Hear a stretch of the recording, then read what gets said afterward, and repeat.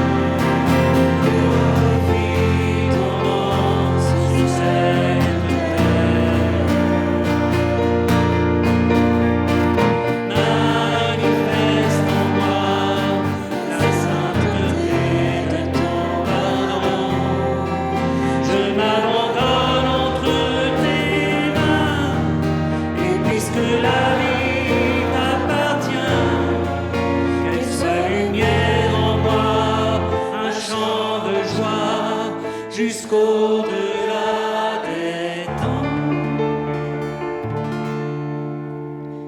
Et que le monde voit briller en moi la gloire que ta grâce m'a donnée.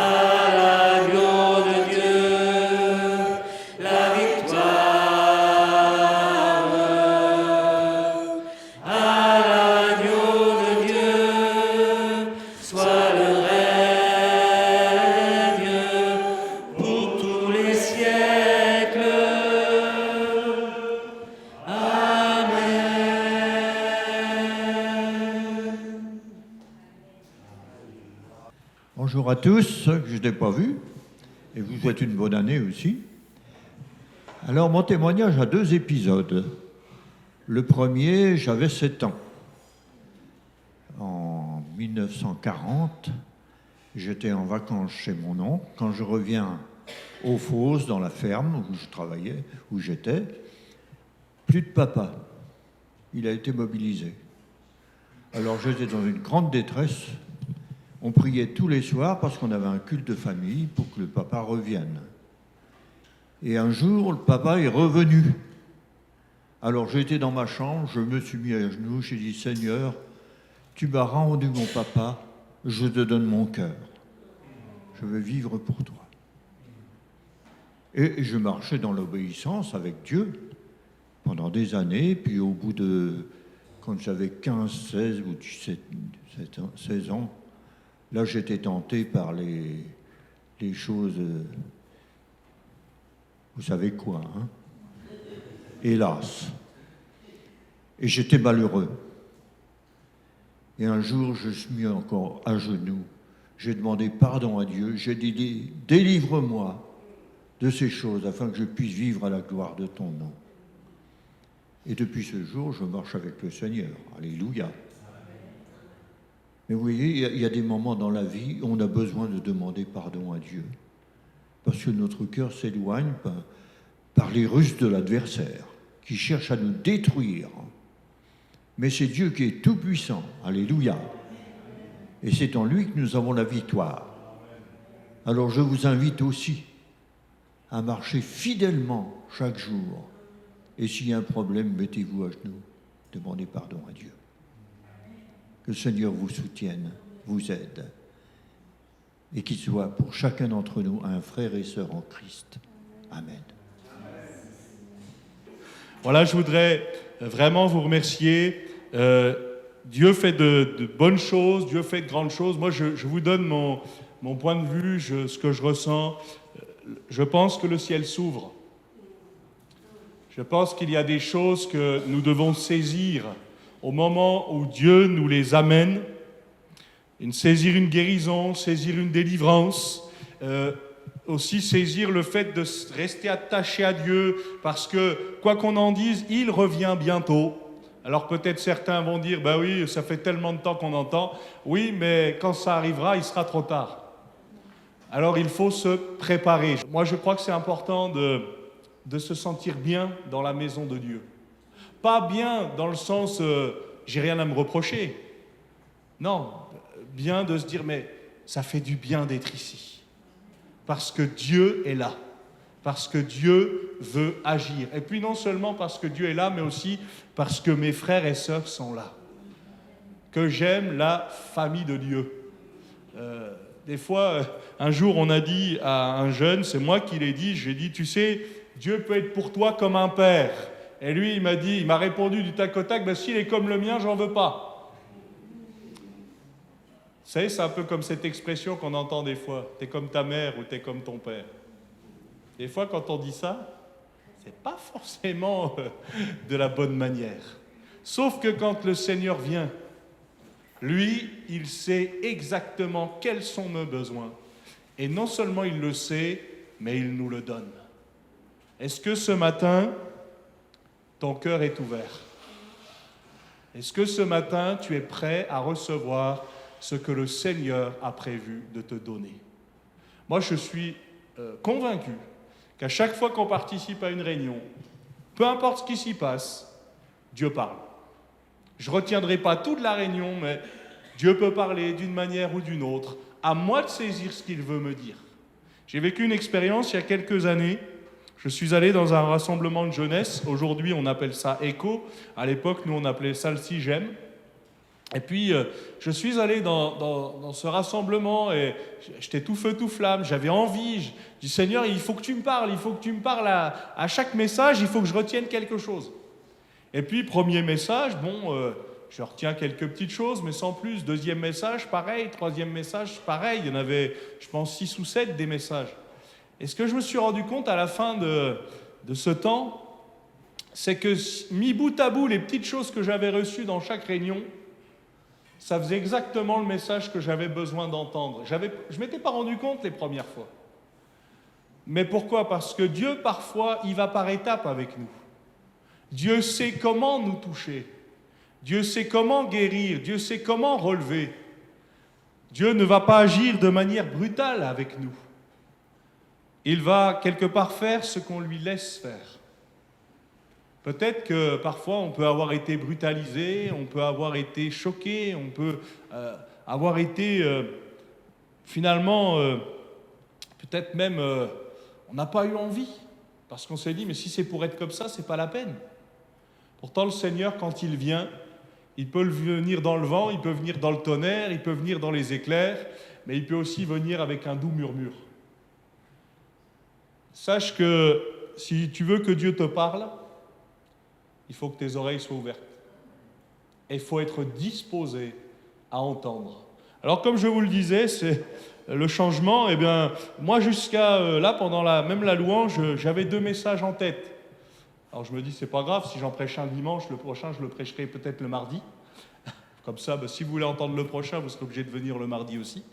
Mais je voudrais rester sur celui-là. J'aime bien lire ma Bible en un an, vous le savez, je le répète souvent. Et là, il se trouve que dans les derniers passages du mois de décembre, voilà, je devais finir le livre de Malachie. Et dans Malachie, il y a beaucoup de questions. Il y a pas mal de questions qui sont posées. On ne va pas les traiter toutes ce matin, mais on va en traiter au moins une, en tout cas survoler au moins une. Alors je vous invite à prendre dans le livre de Malachie, pour ceux qui ne savent pas où c'est, commencez par Matthieu et reculez un tout petit peu. Vous allez trouver Malachie très rapidement. Parce que si vous commencez au début de la Bible, vous n'êtes pas près de le trouver. Ce n'est pas un livre qu'on lit forcément souvent, et avec lequel on prêche forcément souvent aussi. Mais je voudrais vous partager pendant quelques minutes ce que le Seigneur a mis sur mon cœur concernant ce livre.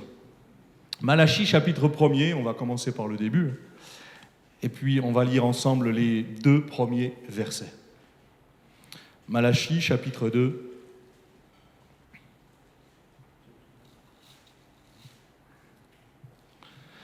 Oracle, parole de l'Éternel à Israël par Malachie.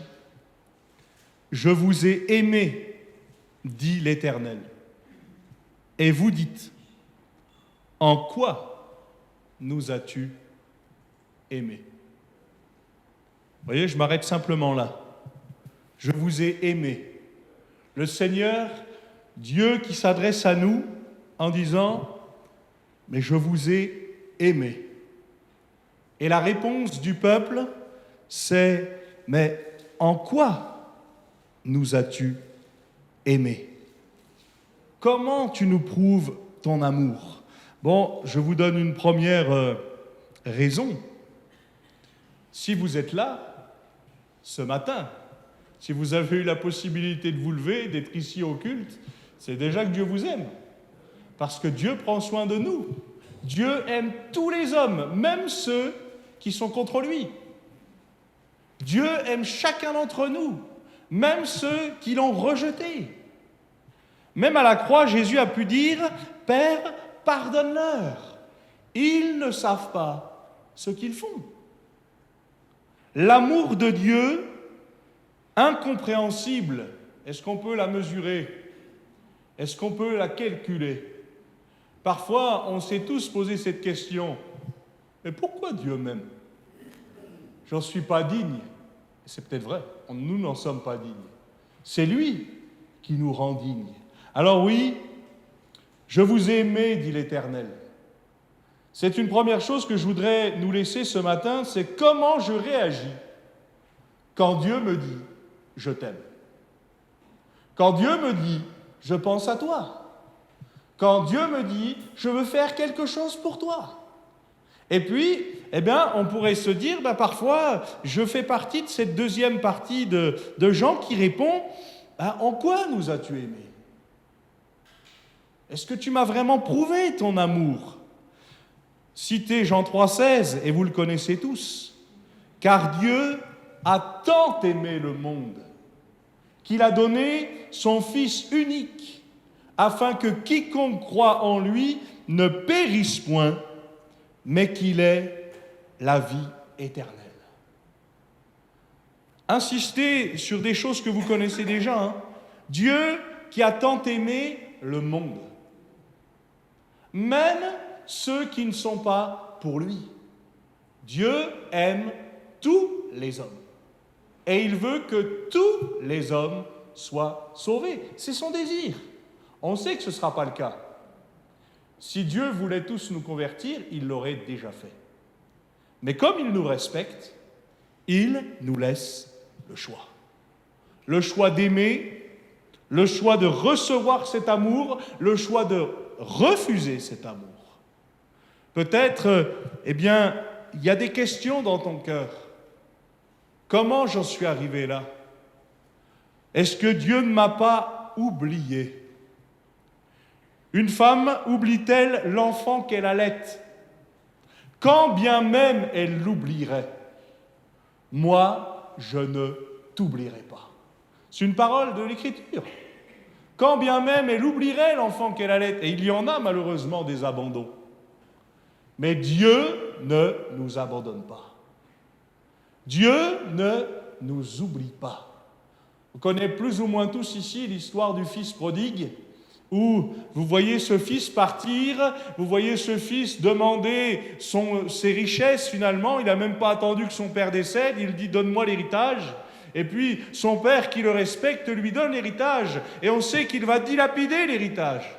On ne sait pas combien de temps il est parti, on ne sait pas combien de temps il a mis même pour revenir. Mais ce qu'on sait, c'est que le père aimant l'attendait à la porte, non pas pour une dispute, mais pour une réconciliation. C'est ce que Dieu fait avec l'homme. Dieu aime l'homme. Il l'a créé pour avoir une relation particulière avec lui. Mais le péché a cassé cette relation. Quelle est la relation que j'entretiens avec mon Dieu aujourd'hui?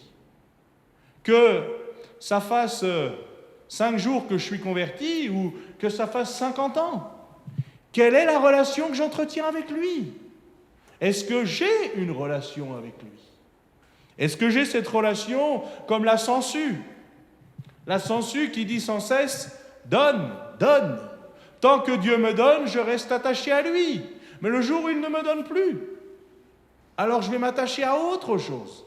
On sait que ça ne tiendra pas, hein, puisqu'il faut plutôt être attaché à celui qui donne, plutôt qu'à ce qu'il nous donne réellement. C'est important de se poser cette question. En quoi nous as-tu aimés? Dieu a tant aimé le monde qu'il a donné son Fils unique afin que quiconque, le mot quiconque, c'est vous, c'est moi, c'est chacun d'entre nous, c'est quiconque entend le nom du Seigneur Jésus et saisit la grâce. Quand vous regardez les disciples, mais quand vous regardez les hommes, les femmes auprès de qui Jésus a agi, on peut vite se rendre compte qu'ils n'étaient pas parfaits. D'ailleurs, tant mieux, parce que Jésus dira, moi je ne suis pas venu appeler des justes, mais des pécheurs. Je ne suis pas venu guérir des bien portants, je suis venu guérir des malades. Et ça, il faut l'admettre. De dire, Seigneur, j'ai besoin de toi. Moi, je voudrais vous dire ce matin, j'ai prié pour ceux qui se sont avancés, mais j'ai tout autant besoin d'eux que de la prière. Ben oui, on en a tous besoin. Pour que le Seigneur renouvelle, pour que le Seigneur restaure, pour que le Seigneur guérisse. Et puis, de dire, afin que quiconque croit, où en est ma foi? Moi, j'aime cette parole de l'Écriture, je crois, viens au secours de mon incrédulité. Il y a tellement de choses que je connais dans ta parole, tellement de choses, je sais que tu peux le faire. Et d'ailleurs, quand c'est pour les autres, parfois j'ai des facilités à aller dire Dieu peut te guérir, Dieu peut te relever, Dieu peut te restaurer. Mais quand c'est pour moi, j'ai plus de mal.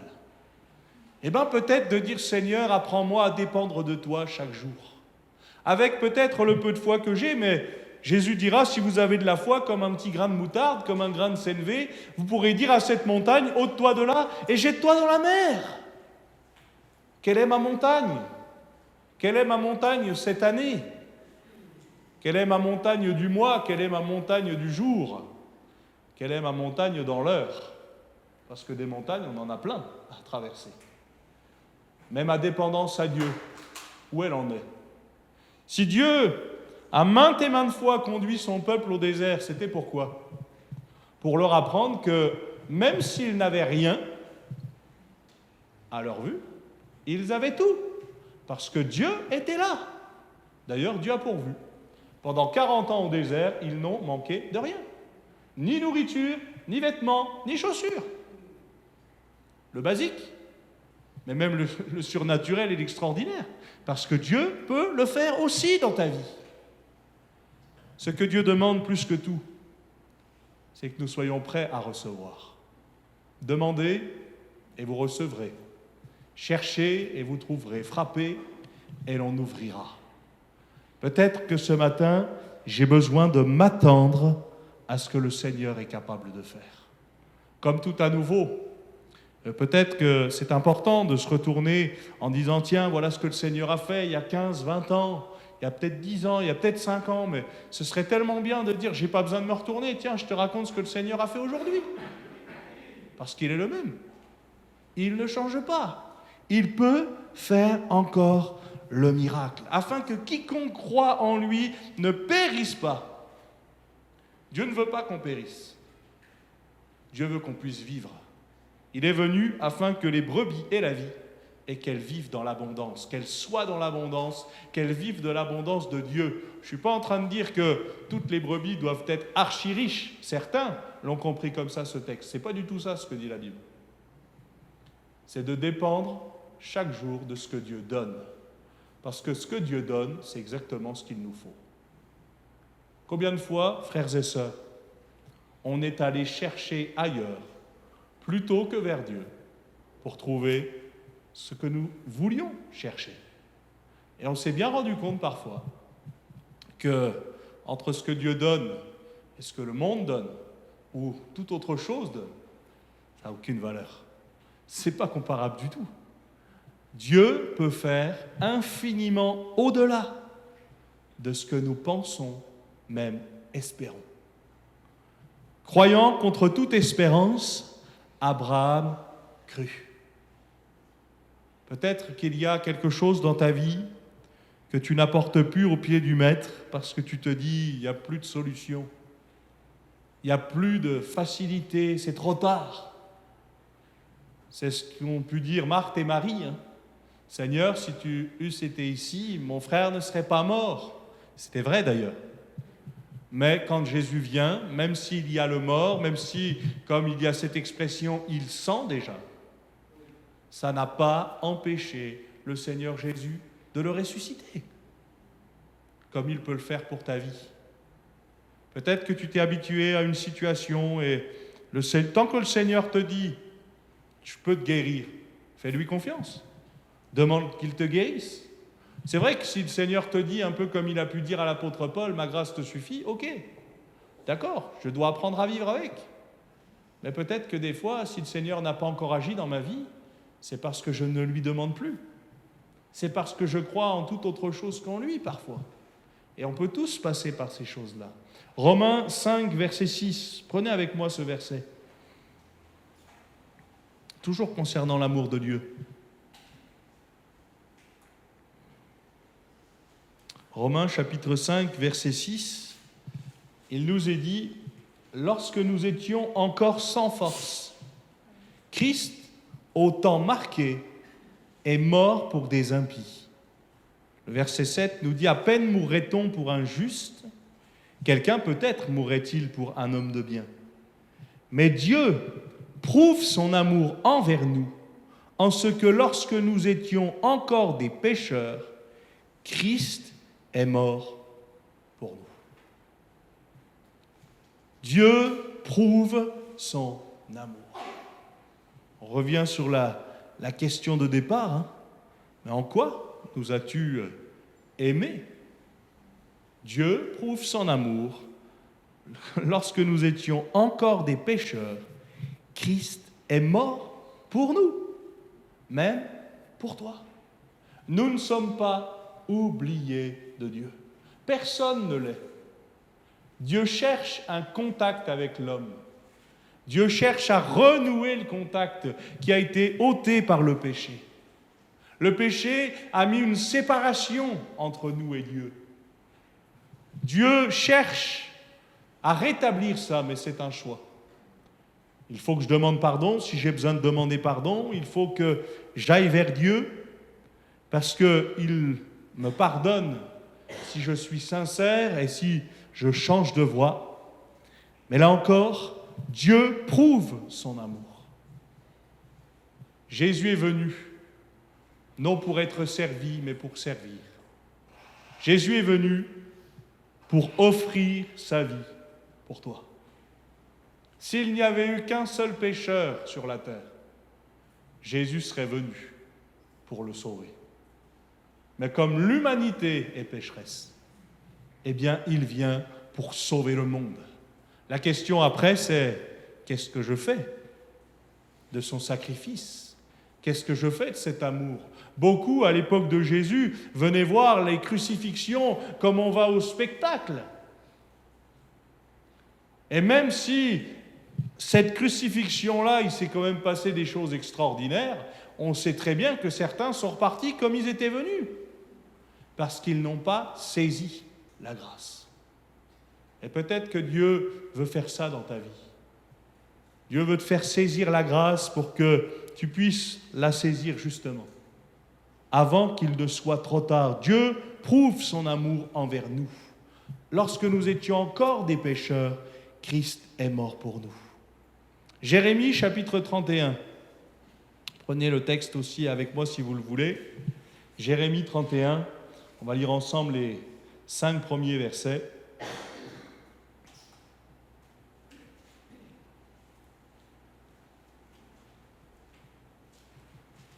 Jérémie 31, les premiers versets, c'est inscrit ici si vous voulez suivre également. En ce temps-là, dit l'Éternel, je serai le Dieu de toutes les familles d'Israël. Ils seront mon peuple. Ainsi parle l'Éternel, il a trouvé grâce dans le désert. Le peuple de ceux qui ont échappé au glaive, Israël, marche vers son lieu de repos. De loin, l'Éternel se montre à moi. Je t'aime d'un amour passager. Vous n'avez pas ça dans vos Bibles, on est d'accord? Heureusement pour nous. Je t'aime d'un amour éternel. C'est pourquoi je te conserve ma bonté. Je te rétablirai encore et tu seras rétabli, Vierge d'Israël. Tu auras encore des tambourins pour parure. Tu sortiras au milieu des danses joyeuses. Tu planteras encore des vignes sur les montagnes de Samarie. Les planteurs planteront et cueilleront les fruits. Tu seras rétabli. Je te rétablirai encore. Tu planteras encore. Parfois, le regard du monde, c'est « t'es fini ». Il n'y a plus rien qui peut se passer. On ne fera plus rien de bon. Mais le Seigneur, lui, du fumier, de la boue, il a créé la vie. De la poussière, on vient de la poussière, hein, frères et sœurs. De la poussière, il a créé l'homme. Même la poussière l'intéresse. Alors que nous pourrions être délaissés de tous, Dieu s'intéresse à l'homme. Dieu s'intéresse à nous. Oui, le Seigneur se préoccupe. Alors lire dans Jérémie, et vous savez qu'après Jérémie, il y a les lamentations de Jérémie. Pour moi, quand je regarde le côté historique de ça, ça a dû être une période vraiment, vraiment terrible. Sans doute une des pires pour le peuple de Dieu. Mais pourtant, alors qu'il n'y avait plus aucun espoir, plus de chance de s'en sortir, Dieu était avec eux. Dieu ne les a pas abandonnés, comme il ne nous abandonnera pas. D'ailleurs, le problème ne vient jamais de Dieu. C'est nous qui lâchons la main de Dieu. C'est nous qui l'abandonnons. C'est nous qui l'oublions. Dieu, lui, ne nous oublie pas. Dieu est celui qui est attentif à nos cris. Venez à moi, vous tous qui êtes fatigués, chargés, je vous donnerai du repos. Quel magnifique programme! Si un homme politique ou une femme politique nous annonçait un programme comme celui-là, on dirait « Ah, cause toujours, tu m'intéresses ». Mais quand c'est le Seigneur qui le dit, il fait un travail à l'intérieur. Il est capable de rétablir ce que personne ne pouvait rétablir. Il est capable de ramener la paix là où il y a toujours eu la guerre. Il est capable de ramener le calme dans n'importe laquelle de nos tempêtes. Quelle tempête tu traverses? Dieu le sait. Vous avez remarqué que les disciples, alors qu'ils traversent les lacs, et puis il y a les tempêtes qui s'installent. À partir du moment où ils font appel au Maître, la tempête se calme. Mais même si le Maître est dans la barque et qu'il dort, tant qu'ils ne font pas appel à lui, il ne se passe rien. Là, c'est comme pour nous. Hein. Il ne faut pas que j'oublie d'appeler le Maître. Il ne faut pas que j'oublie de dire, Seigneur, voilà où j'en suis. J'ai besoin que tu agisses. Parmi les disciples, il y avait des pêcheurs professionnels. Ils en ont déjà traversé les tempêtes. Mais là, ils sont sur le point de périr. Et même s'ils connaissent toutes les techniques, ça ne suffit pas. Je peux connaître la Bible. Je peux même la lire. Mais si, à un moment donné, je ne la mets pas en pratique, ça ne marchera pas. Ça ne marchera pas. Ce n'est pas parce que vous avez la Bible dans le coin sur votre table de nuit ou dans un tiroir que vous êtes protégé. Non. C'est quand je la mets en pratique, c'est quand je vais chercher ce que Dieu veut me donner. Dieu est capable de parler de différentes manières, mais est-ce que je suis capable d'écouter? Est-ce que je suis capable de me laisser interpeller? Oui, il est dit dans ce texte que le Seigneur va parler, il a trouvé grâce dans le désert, là aussi, là où il n'y a rien. Le peuple de ceux qui ont échappé au glaive. Ils avaient déjà été gardés du glaive. Là, ils ont été gardés dans le désert. Il marche vers son lieu de repos. Parce que Dieu a prévu la suite. Dieu a prévu la suite. Moi, je ne sais pas de quoi demain sera fait, et vous non plus. Mais Dieu le sait. Dieu le sait. Et ce que je dois faire, moi, plus que tout, c'est marcher avec lui. Je te rétablirai, tu seras rétabli encore. Encore. Il y a encore une chance. Il y a encore une possibilité. Tu planteras encore des vignes. Parfois, on peut se dire, mais Seigneur, combien de prières? Mais Seigneur, combien de fois j'ai planté, puis combien de fois je me suis planté? Combien de fois j'ai arrosé par mes prières et je ne vois toujours rien venir? Mais n'oublions pas une chose, frères et sœurs. Dieu est le maître des temps et des circonstances. Dieu au ciel, il fait ce qu'il veut. Après, nous, notre rôle, c'est de lui apporter au trône de la grâce. Jean chapitre 15, verset 9, toujours dans cette même idée, « En quoi nous as-tu aimés ?» Jean chapitre 15, verset 9, vous connaissez aussi bien ces passages. Jean chapitre 15, verset 9, « Comme le Père m'a aimé, je vous ai aussi aimé. Demeurez dans mon amour. Si vous gardez mes commandements, vous demeurerez dans mon amour. De même que j'ai gardé les commandements de mon Père et que je demeure dans son amour. Je vous ai dit ces choses afin que ma joie soit en vous, que votre joie soit parfaite. » La seule joie parfaite, elle se trouve en Dieu. « C'est ici mon commandement. Aimez-vous les uns les autres comme je vous ai aimé. Il n'y a pas de plus grand amour que de donner sa vie pour ses amis. Vous êtes mes amis si vous faites ce que je vous commande. Je ne vous appelle plus serviteur parce que le serviteur ne sait pas ce que fait son maître, mais je vous ai appelé ami parce que je vous ai fait connaître tout ce que j'ai appris de mon Père. » Là aussi, comme le Père m'a aimé, je vous ai aussi aimé.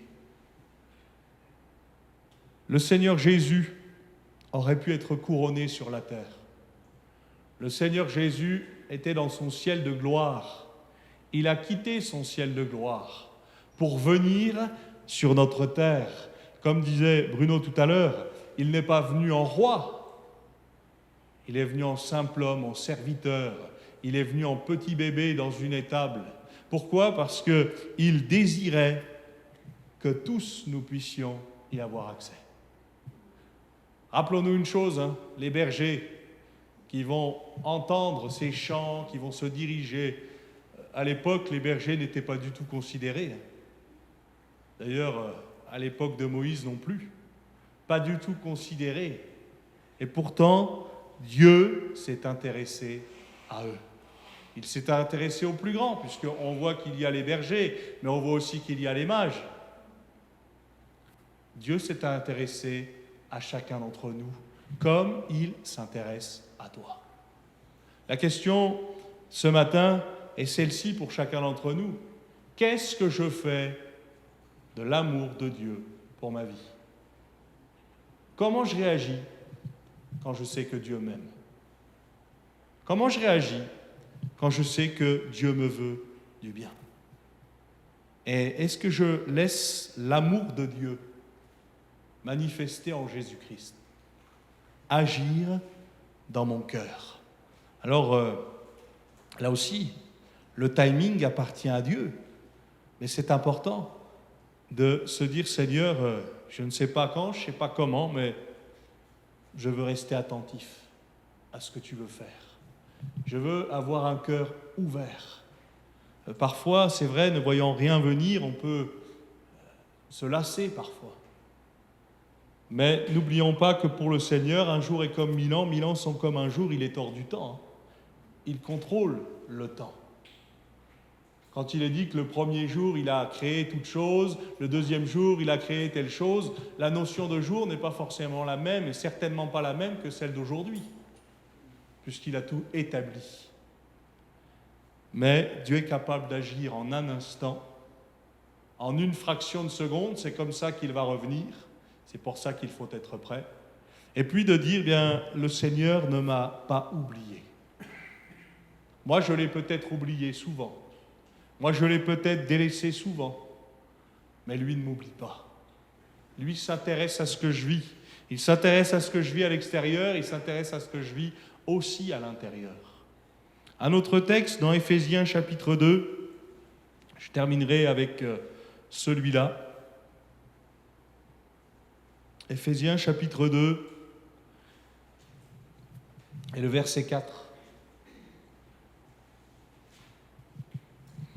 Voilà, on va lire jusqu'au verset 9. Éphésiens chapitre 2, verset 4. « Mais Dieu, qui est riche en miséricorde, à cause du grand amour dont il nous a aimés, nous qui étions morts par nos offenses, nous a rendus à la vie avec Christ. C'est par grâce que vous êtes sauvés. Il nous a ressuscités ensemble, nous a fait asseoir ensemble dans les lieux célestes en Jésus-Christ, afin de montrer dans les siècles à venir l'infinie richesse de sa grâce par sa bonté envers nous en Jésus-Christ. C'est par grâce que vous êtes sauvés par le moyen de la foi. Cela ne vient pas de vous, c'est le don de Dieu. Ce n'est pas par les œuvres, afin que personne ne se glorifie. » Vous connaissez tous ce texte, et puis vous connaissez sans doute aussi le cantique qui a été tiré de ce texte. Dieu qui est riche en miséricorde à cause du grand amour dont il nous a aimés. La miséricorde de Dieu. Dieu nous a fait grâce jusqu'à aujourd'hui. Pour ceux et celles qui lui ont donné leur cœur, on le sait. On s'en rend compte chaque jour. Peut-être pour ceux qui ne lui ont pas encore donné leur cœur, bien vous en bénéficiez également. Parce que Dieu fait grâce à chacun. Dieu ne veut pas que l'homme périsse, mais qu'il soit sauvé et qu'il vive. Est-ce que je vais saisir l'amour de Dieu pour ma vie ce matin? Est-ce que je vais me laisser remplir de l'amour de Dieu? Peut-être j'ai manqué d'amour d'une certaine manière. Vous savez, quand Jésus rencontre cette femme qui a eu 5 maris, celui qui est là, c'est pas son mari, et bien quelque part, elle a beau se mettre avec n'importe qui, ça ne va jamais. Pourquoi? Parce que seul Dieu était capable de combler son cœur.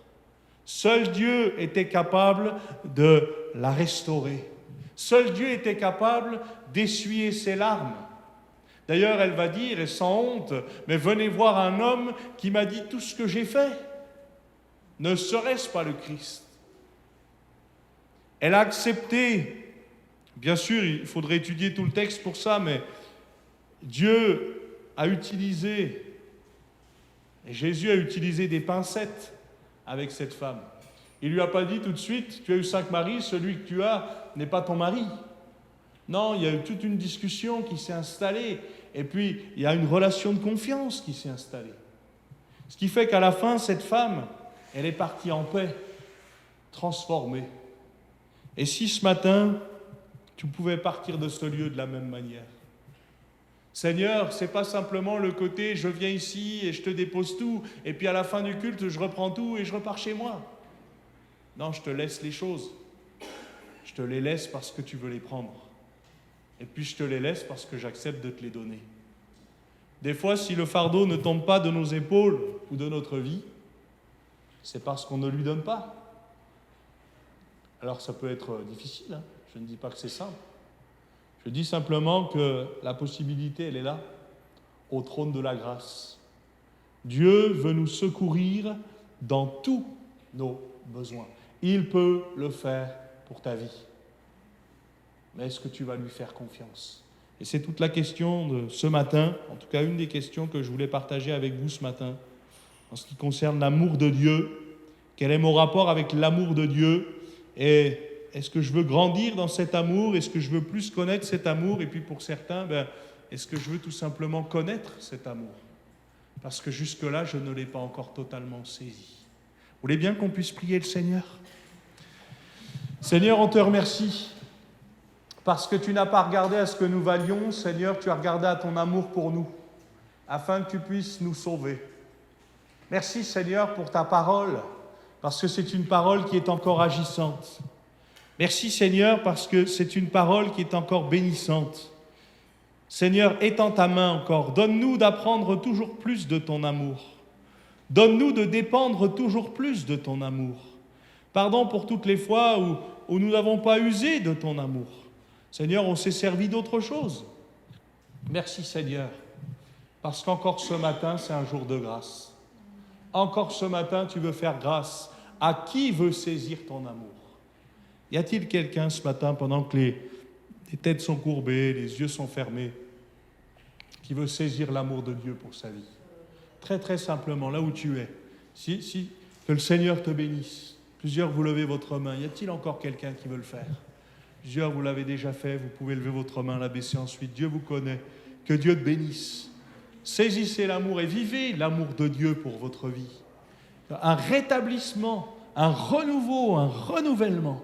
Y a-t-il encore quelqu'un ce matin qui veut dire, Seigneur, moi je veux saisir l'amour de Dieu, je veux vivre comme tout à nouveau, j'en ai déjà entendu parler, je l'ai même déjà vécu, mais je veux le vivre comme tout à nouveau. Que le Seigneur te bénisse. Plusieurs, vous levez votre main. Je vais prier pour vous. On va demander au Seigneur sa grâce.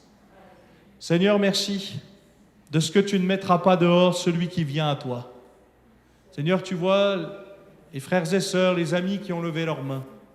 Toi, tu les connais dans les plus profonds. Tu connais leur vie, tu connais leur cœur, tu connais leurs besoins. Et non seulement tu le connais, mais tu veux y répondre. Seigneur, manifeste-toi. Nous voulons encore nous attendre à ton agissement dans leur cœur, dans leur corps, dans leur âme. Nous voulons que tu puisses agir puissamment et que nous puissions nous réjouir de ce que tu veux faire et de ce que tu vas faire. Merci, parce que tu es le Dieu du changement véritable. Ce n'est pas simplement une promesse que tu nous fais, c'est la réalité. Parce que toi, tu changes les cœurs, tu changes les mentalités, tu changes les corps, et toi seul es capable de le faire. Seigneur, je te remercie par avance pour tout ce que tu vas faire dans la vie de mes frères et de mes sœurs et de mes amis. Seigneur, merci pour ce que tu faisais hier, merci pour ce que tu fais aujourd'hui, et merci pour ce que tu feras demain. Amen. Amen.